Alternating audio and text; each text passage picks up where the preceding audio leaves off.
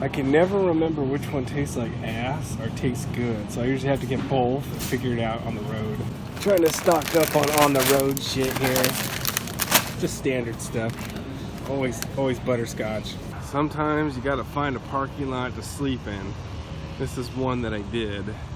Wasn't too bad until the fucking gardeners came here. Lawn keepers started hacking up everything, making a mess, waking me up. It's fucking 5:30 in the morning. But check this shit out. That fucking trailer jack vibrated down. The handle spun while I was driving all through the freeway from Washington to California, and I didn't know it till I pulled in to the parking lot and it grabbed. God damn it. God damn it. That's a brand new fucking jack. After removing the jack, as you see here in the photo, I had to do some wiring because the original connector was just garbage. It took a shit on me, and none of the fucking colors matched. Like, white didn't go with white, green didn't go with green. It was just a fucking mess. That's the problem you get when you buy a second-hand trailer. I had to up my game, so I bought a real, hitch. This thing is 15,000 pound rated. Also, the ball that's on there is 30,000 pounds, so I'm not playing around no more. I'm sick and tired of running into bent receivers and hitches, and the ball's actually fucking stripping out and breaking off. It's just a bunch of bullshit to deal with as you're on the road. One day I'm going to have myself a winch on here because it gets tiring. So I'm just pulling this car up on the trailer from the curb and goes to, I think, Vancouver. But oh my god, that's a bitch. Well, we got a fucking blowout, so I had to do the old come along holding it up trick. We're gonna see how well it works. Here's the fucking tire that blew out right there. Pile of shit. This was the old one that I had not changed yet. I knew it was gonna happen. I was just hoping it wouldn't happen until I got to Oregon. I love these new straps. They basically just like lasso through and you pull them and they only touch the rubber. Really nice setup. Multiple loads are the only way to make money. But back then, this is how I used to strap them down on the tires and wheels or whatever. But the problem with that is it would rub the aluminum. So if they were nice, expensive cars, like this one wasn't, but if it was, that would have left a nice scar on the aluminum or debuffed it, something. It would have looked like shit. But this is how I had to do it back then before I started buying the right equipment. And of course, my trailer that I had then too wasn't the biggest, but it worked.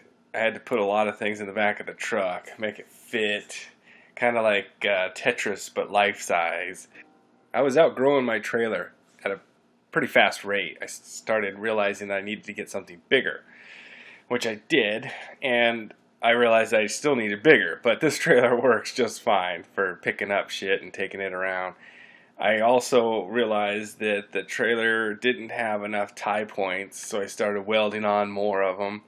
And then also I realized that fenders suck on a trailer, so I might look into doing something different on my next trailer that I build or have built for me. So I'm off to California to pick up this bitch right here. We're gonna get to see it in person.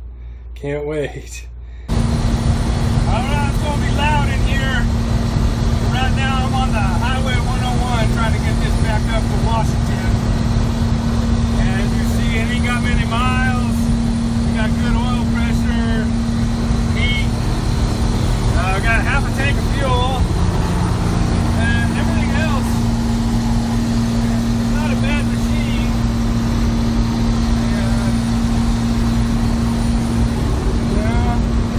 I got cruise control. Oh, we're just gonna make our way now. Well, I got the little son of a bitch back home, and I used the piss out of it, but here is what I paid. I won it off the auction. It wasn't a bad price at all for what it was. Also, the other thing about this truck was I could put farm tabs on it, and no one around, DOT, nobody could touch me. I had this thing overloaded so many times, even though it's not supposed to be with a single axle. Had the Caterpillar engine in there. I think it was 215 horsepower. I can't remember. but it was adequate for that truck. I mean, that's all you needed to get it moving around. It started right up every freaking time, idled perfectly. It did have some blow by, but the stupid thing ran like a top. Okay, the transmission. Now, yeah, it looks dirty in there. I pressure washed all that off, but it was losing second gear, so it was starting to pop out of it, and then soon enough, you couldn't even get it to stay in. And if you did get it to stay in, all it did was fucking make a grinding noise from hell. And then the other thing was sixth gear was starting to pop out. If you accelerated really hard, like you let off on the freeway for a coast for some asshole to merge on, and then you got on it, it would pop it out. So sixth gear was starting to die. So I threw it into Ritchie Brothers right next to me. I said, well, I'm not going to be able to sell this privately with all the shit going on with it. So I threw it in there after cleaning it up. And lo and behold, that son of a bitch brought me in $8,000. I just wonder whoever bought this, if they're happy or if they're pissed off for what they paid for it. Because I wouldn't have paid $8 grand for a truck losing transmission like that.